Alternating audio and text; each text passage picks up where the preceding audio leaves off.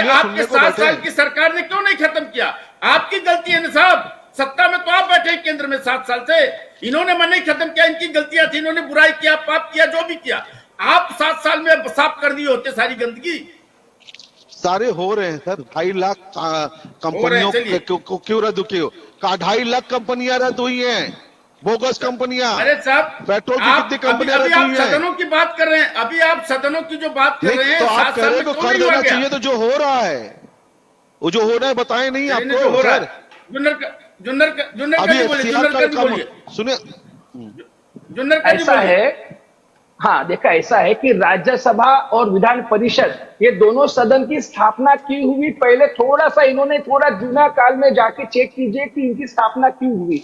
आज की तारीख में जो एजुकेशन में कोई तज्ञ है, कोई फाइनेंस में कोई तज्ञ है, अलग अलग चीजों में जो तज्ञ है, वो आदमी ने वो तज्ञता, ज्ञान, विद्वत्ता हासिल करने में उसकी जिंदगी चली जाती है।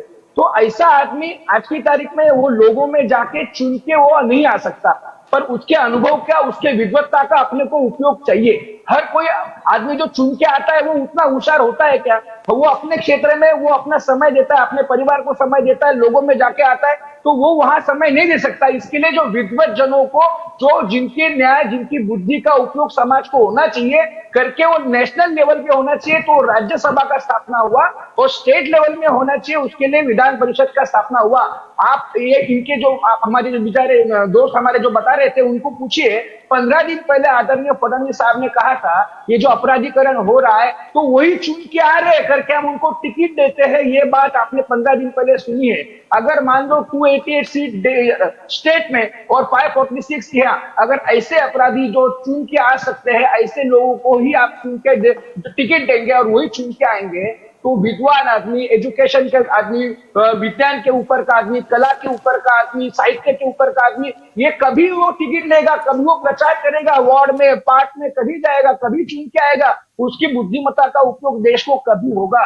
तो ये जो है ना कि खर्चे की बात है, और तो दो चीज मैं आपको उनके वो भी देता हूँ। आदरणीय मोदी जी जो मन की बात करते हैं, 2 साल पहले उसका खर्चा, एक मन की बात का 8-8 करोड़ रुपए का खर्चा है। 8,000 करोड़ के फ्लाइट में वो जाते आते हैं, और उन्होंने अभी ये 3-4 साल में जो कार के लिए स्पेशलाइज कार जो बनाई गई, वो कार के ऊपर का खर्चा गिनेंगे तो वो खर्चा, इसके पहले आदरणीय वाजपेयी जी भी प्राइम मिनिस्टर थे, उस अलग अलग प्राइम मिनिस्टर, किसी ने इतना खर्चा नहीं किया।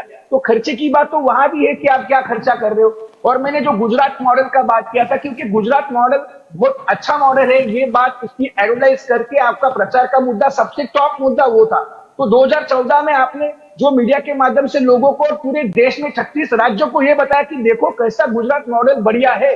तो 2014 के बाद 2019 का भी इलेक्शन हुआ, और अभी आज की तारीख में वापस इलेक्शन होगा, तो आपने गुजरात मॉडल कभी बताया नहीं। मान लो हम लोग मूर्ख है, हम लोग को कुछ आता नहीं, हमारे लोगों ने घोटाले किए, हमारे लोगों ने गलती किया, गांधी, नेहरू, सब लोग हम लोग को गाली देने से आपको आनंद आता होगा, कोई दिक्कत नहीं है।